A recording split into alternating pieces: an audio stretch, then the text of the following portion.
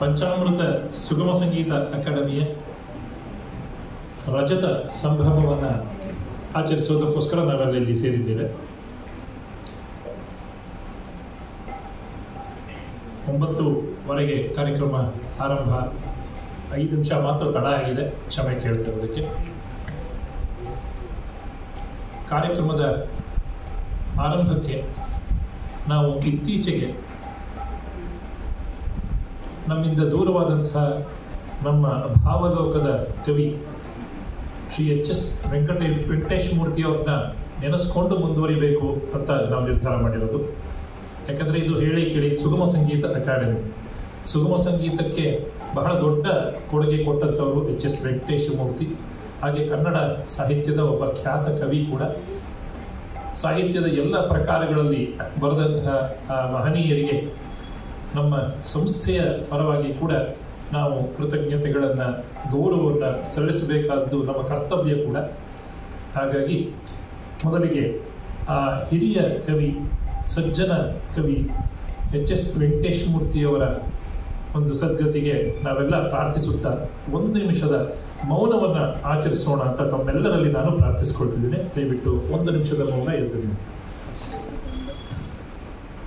ಓಂ ಶಾಂತಿ ಶಾಂತಿ ಶಾಂತಿ. ಕೂತ್ಕೊಳ್ಳಿ. ಧನ್ಯವಾದ.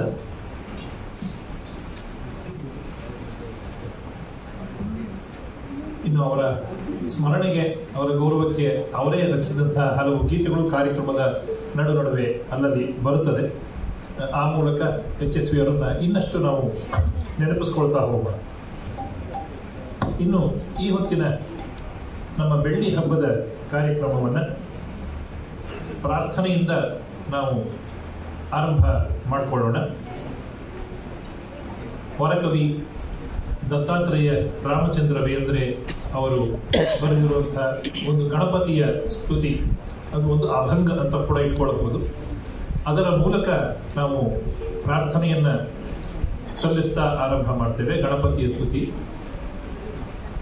ದತ್ತಾತ್ರೇಯ ರಾಮಚಂದ್ರ ಬೇಂದ್ರೆ ಅವರು ನಮಗೆಲ್ಲ ಪರಿಚಿತರಾದಂತಹ ಕನ್ನಡದ ಹೆಮ್ಮೆಯ ಕವಿ.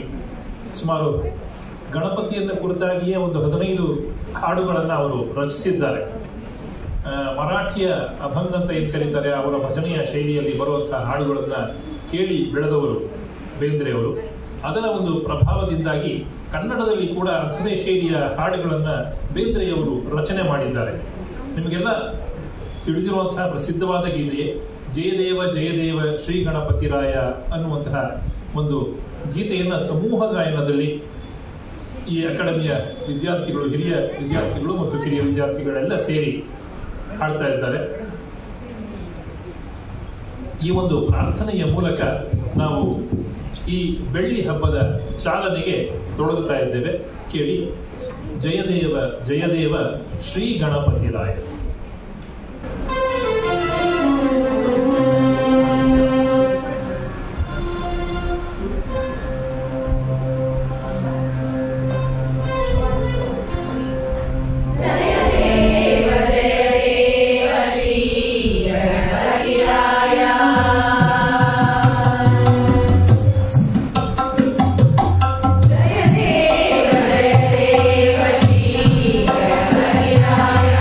Jaya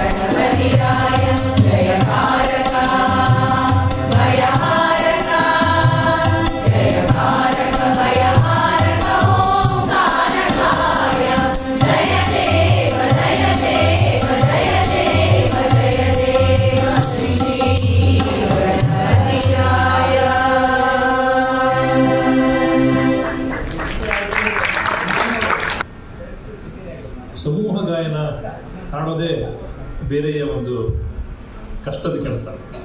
ಒಬ್ಬರೇ ಹಾಡುವಾಗ ಪರವಾಗಿಲ್ಲ, ಆದರೆ ಸಮೂಹದಲ್ಲಿ ಈ ರೀತಿ ಒಂದು 15-20 ಜನ ಸೇರಿ ಹಾಡುವಾಗ ಎಲ್ಲರ ಶ್ರುತಿ ತಾಳ ಎಲ್ಲ ಕೂಡ ಸೇರಬೇಕಾಗುತ್ತೆ. ಇಲ್ಲದೆ ಹೋದರೆ ನಾವು ಸ್ವರವನ್ನು ಗುರುತಿಸೋದಕ್ಕೆ ವಿಫಲರಾಗಬಹುದು, ಆದರೆ ಅಪಸ್ವರವನ್ನು ಗುರುತಿಸೋದಕ್ಕೆ ನಾವು ವಿಫಲರಾಗೋದಿಲ್ಲ.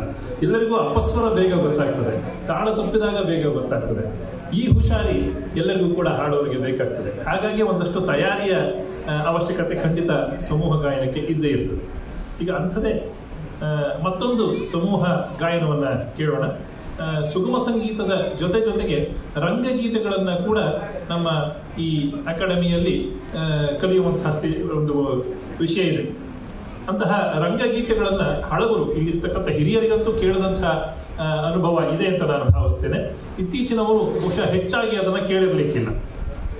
ಆದರೆ ಈಗ ಒಂದು 25-30 ದಶಕಗಳ ಹಿಂದೆ ನಾಟಕಗಳು ಏನು ಬರ್ತಾ ಇತ್ತು, ಅದರಲ್ಲಿರುವ ರಂಗಗೀತೆಗಳನ್ನು ನಾವುಗಳೆಲ್ಲ ಹಾಡ್ತಾ ಇದ್ವಿ ಕೂಡ. ಅಂತಹ ಒಂದು ರಂಗಗೀತೆಯನ್ನು ನಿಮ್ಮ ಮುಂದೆ ನಾವು ಪ್ರಸ್ತುತ ಪಡಿಸ್ತೇವೆ. ಜೋಕುಮಾರ ಸ್ವಾಮಿ ನಾಟಕ ತಾವೆಲ್ಲ ಹೆಸರು ಕೇಳಿರ್ತೀರ, ಚಂದ್ರಶೇಖರ ಕಂಬಾರರವರ ರಚನೆ ಅದು. ಅದರಲ್ಲಿ BV ಕಾರಂತ್ ಅವರು ಸಂಗೀತ ನೀಡಿದಂತಹ ಬಹಳ ಪ್ರಸಿದ್ಧವಾದ ಗೀತೆ ಶರಣು ಹೇಳಿಯುರಿ ಸ್ವಾಮಿ ನಾವು ನಿಮಗ ಅನ್ನುವಂಥದ್ದು ಪ್ರೇಕ್ಷಕರನ್ನ ಕುರಿತಾಗೇ ಇರುವಂತಹ ಒಂದು ಗೀತೆ. ನಿಮಗೆಲ್ಲ ನಮಸ್ಕಾರ ಮಾಡಿ ಶರಣು ಹೇಳಿ ಸ್ವಾಗತಿಸುವಂತಹ ಒಂದು ಜಾನಪದ ಶೈಲಿಯ ಗೀತೆ ಅದು. ಆ ಒಂದು ಗೀತೆಯನ್ನ ಸಮೂಹ ಗಾಯನದಲ್ಲಿ ಕೇಳೋಣ. ಶರಣು ಹೇಳಿಯುರಿ ಸ್ವಾಮಿ ನಾವು ನಿಮಗ ಸದ್ದು ಗದ್ದಲ ಮಾಡಬ್ಯಾಡ್ರಿ ಸಭೆಯೊಳಗೆ. ಶರಣು ಹೇಳಿಯುರಿ ಸ್ವಾಮಿ ನಾವು ನಿಮಗ, ಸ್ವಾಮಿ ನಾವು ನಿಮಗ ಸದ್ದು ಗದ್ದಲ ಮಾಡಬ್ಯಾಡ ಆಟದೊಳಗ, ಸದ್ದು ಗದ್ದಲ ಮಾಡಬ್ಯಾಡ ಆಟದೊಳಗ. ಶರಣು ಹೇಳಿಯುರಿ ಸ್ವಾಮಿ ನಾವು ನಿಮಗ, ಸ್ವಾಮಿ ನಾವು ನಿಮಗ ಸದ್ದು ಗದ್ದಲ ಮಾಡಬ್ಯಾಡ ಆಟದೊಳಗ, ಸದ್ದು ಗದ್ದಲ ಮಾಡಬ್ಯಾಡ ಆಟದೊಳಗ.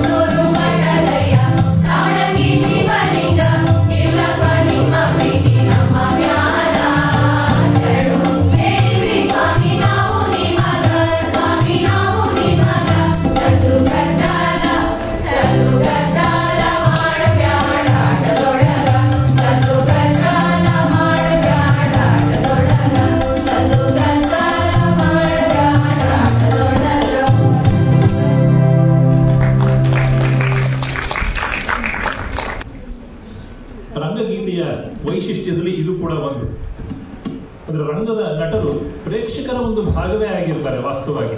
ನಮ್ಮ ಜೀವನದ ಪ್ರತಿಬಿಂಬವೇ ನಾಟಕ. ಆದ್ದರಿಂದ ರಂಗದ ನಟರು ಕೇಳಿಕೊಳ್ಳುವಂತಹ ಒಂದು ರೀತಿಯಲ್ಲಿ ಈ ಹಾಡು ರಚಿತ ಆಗಿರೋದನ್ನು ನಾವು ಕಾಣಬಹುದು. ಈಗ ಮತ್ತೊಂದು ಭಾವಗೀತೆಯನ್ನು ನಾವು ಕೇಳೋಣ.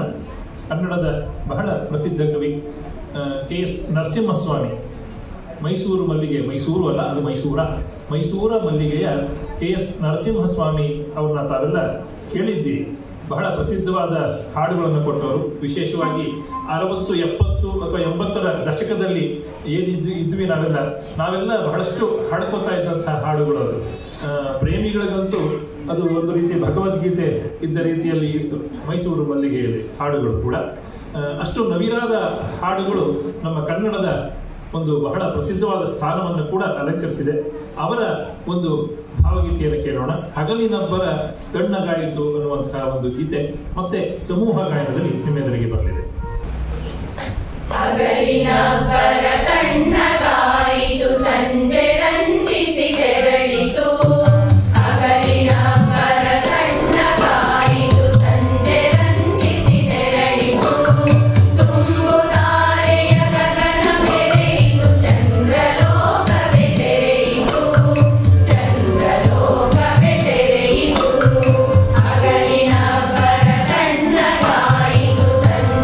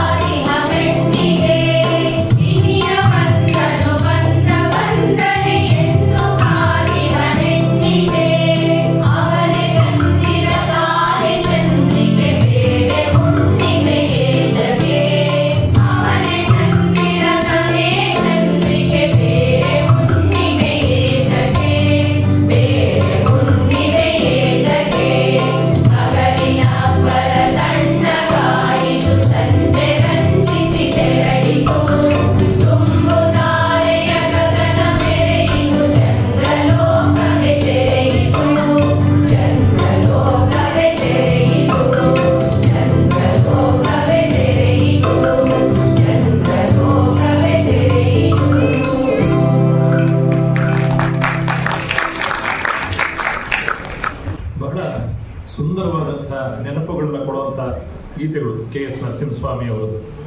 ಆ ಕಾಲದ ದಾಂಪತ್ಯ, ಆ ಕಾಲದ ಸಂಸಾರ ಅದೇ ಬೇರೆ ರೀತಿ. ಇವತ್ತು ಹೇಗಿದೆ ಅನ್ನೋದನ್ನು ನಾನು ವಿವರಿಸೋದಕ್ಕೆ ಹೋಗೋದಿಲ್ಲ, ಅದು ನಮ್ಮ ಕಣ್ಣು ಮುಂದೆನೇ ಇದೆ. ಮದುವೆಯಾಗಿ ತಿಂಗಳಿಲ್ಲ ನೋಡಿರಣ್ಣ ಹೇಗಿದೆ, ನಾನು ಕೂಗಿದಾಗಲೆಲ್ಲ ಬರುವಳೆನ್ನ ಶಾರದೆ. ಇದು ಅವತ್ತಿನ ಸಂಸಾರ, ಅವತ್ತಿನ ದಾಂಪತ್ಯ. ಇವತ್ತು ಅಷ್ಟು ರೀತಿಯಲ್ಲಿ ಇದೆಯಾ ಇಲ್ವಾ ಅನ್ನೋದನ್ನು ನಾವೇ ಪ್ರಶ್ನೆ ಮಾಡ್ಕೊಳ್ಬೇಕಾಗ್ತದೆ.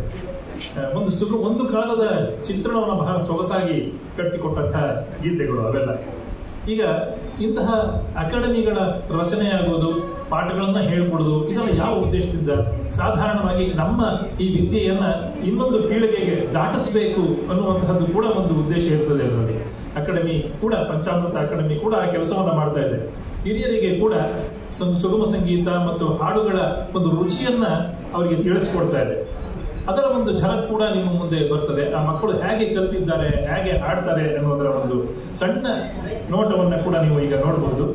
ಅಕಾಡೆಮಿಯ ಹಿರಿಯ ವಿದ್ಯಾರ್ಥಿಗಳಿಂದ ಒಂದು ಭಕ್ತಿಗೀತೆಯನ್ನು ನೀವು ಕೇಳಬಹುದು. ಈಗ ಅದರ ರಚನೆ ಶೋಭಾ ಕಲ್ಕೂರ್ ಅವರದು.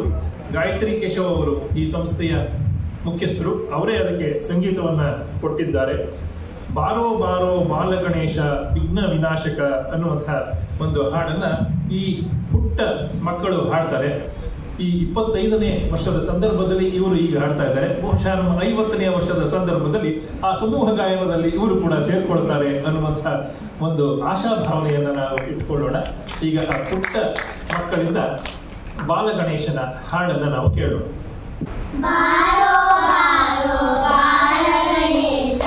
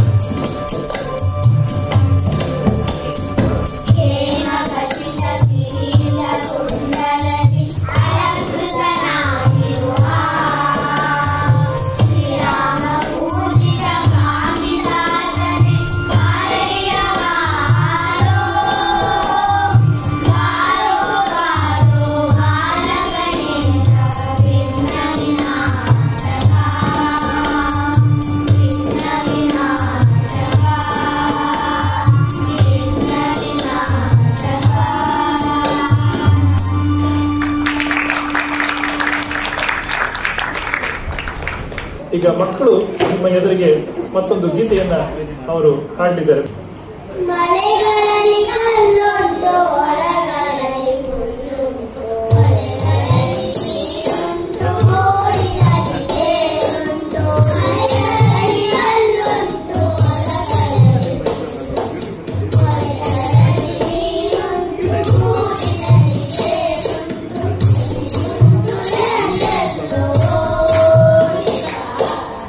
ಎಲ್ಲೆಲ್ಲೋ ನೀರುಂಟು.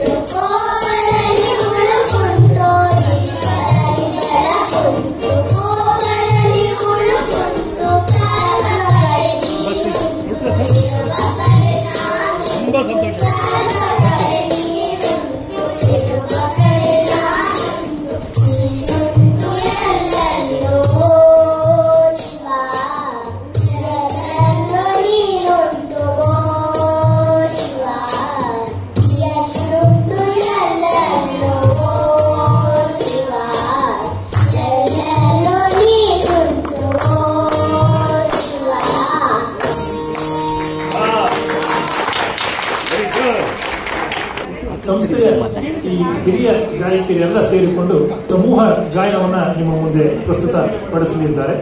ರಾಷ್ಟ್ರಕವಿ ಕುವೆಂಪು ಅವರ ಅದಮದನೋತ್ಸವ ಎನ್ನುವಂತಹ ಗೀತೆ ಸ್ವಲ್ಪ ಮಟ್ಟಿಗೆ ಅಪರೂಪದ್ದೇ, ಹೆಚ್ಚು ಜನ ಎಲ್ಲೆಲ್ಲೋ ಕೇಳಿರಬಹುದು ಅಥವಾ ಇದನ್ನು ಇರಬಹುದು. ಆ ಒಂದು ಗೀತೆ ಸಮೂಹ ಗಾಯನದಲ್ಲಿ ಬರ್ತಾರೆ. ತಮ್ಮ ಶಬ್ದ ಪಾಂಡಿತ್ಯದಿಂದ ಒಂದು ರೀತಿ ಶಬ್ದ ಗಾರುಡಿಗರೇ ಆಗಿದ್ದಾರೆ ಕುವೆಂಪು ಅವರು. ಕನ್ನಡವನ್ನ ಹೆಚ್ಚು ಹೆಚ್ಚು ಅರಿತುಕೊಳ್ಳಬೇಕೆಂದ್ರೆ ಅಂತಹ ಸಾಹಿತ್ಯಗಳನ್ನ ನಾವು ಓದಬೇಕು. ಅವರು ಬಳಸುವ ಪದಗಳು, ಆ ವಾಕ್ಯ, ಆ ಲಯ, ಇದೆಲ್ಲ ಕೂಡ ನಮಗೆ ಒಂದು ಒಳ್ಳೆಯ ಮಾರ್ಗದರ್ಶನ. ಅದನ್ನ ಓದಿಯೇ ಅನುಭವಿಸಬೇಕಾಗ್ತದೆ. ಇವತ್ತು ಅದನ್ನ ಕೇಳಿ ಅನುಭವಿಸೋಣ. ಈಗ ಸಮೂಹ ಗಾಯನದಲ್ಲಿ ಅದಮದನೋತ್ಸವ ಅನ್ನುವಂತಹ ಕುವೆಂಪುರವರ ಗೀತೆ ನಿಮ್ಮ ಮುಂದೆ ಬರುತ್ತೆ. ಇದಾದ ನಂತರ ಒಂದು ಜನಪದ ಗೀತೆ ಬರುತ್ತೆ. ಆ ಜನಪದ ಗೀತೆಯೊಂದಿಗೆ ಕಾರ್ಯಕ್ರಮ ಮುಕ್ತಾಯ.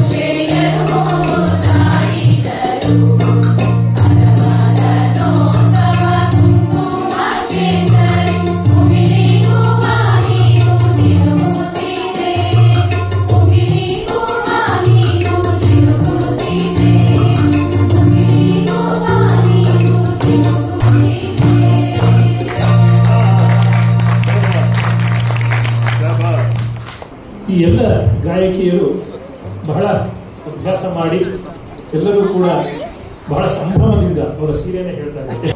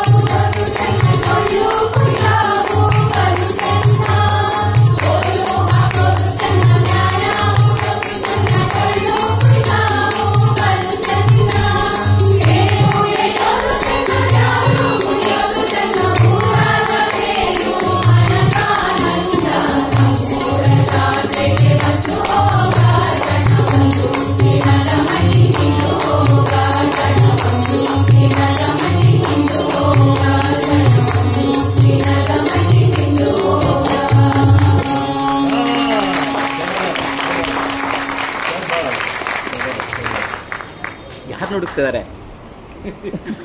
ಯಾರು ಹುಡುಕ್ತಿದ್ದೀರಿ? ಗೋಕುಲದಲ್ಲಿ ಸೀತೆ.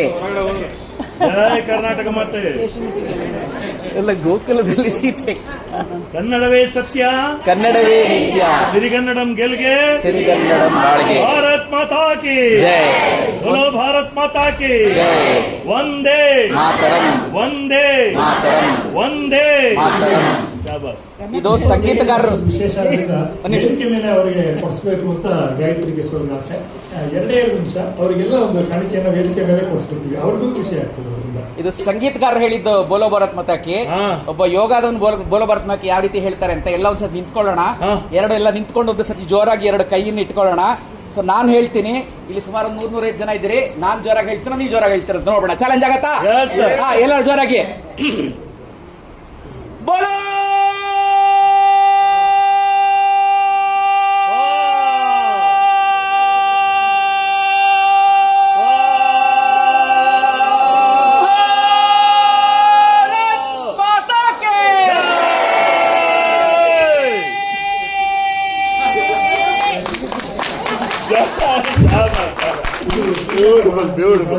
ವಿಶೇಷ ಸಾಧಾರಣವಾಗಿ ಕಾರ್ಯಕ್ರಮಗಳೆಲ್ಲ ಕೊನೆಗೆ ದಯವಿಟ್ಟು ಅತಿಥಿಗಳಲ್ಲಿ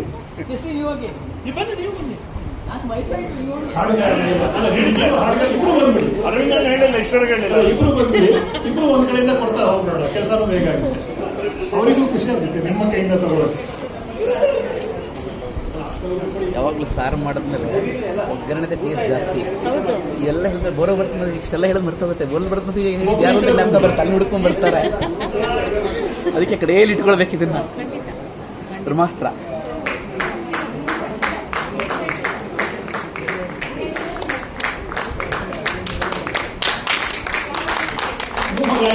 ಸಮೂಹ ಚಪ್ಪಾಳೆ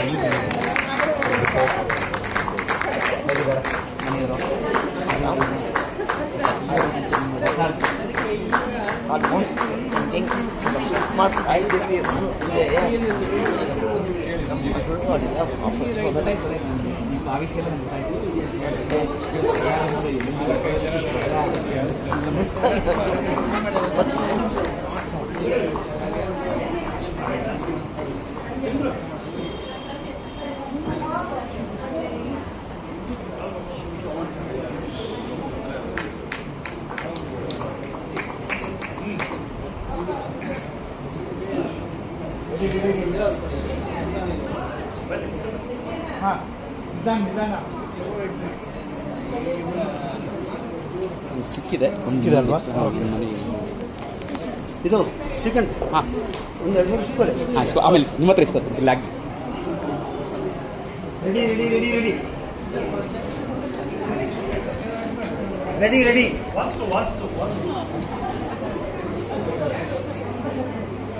ರೆಡಿ. ಒನ್ ಮೋ ಬಂದ್ರು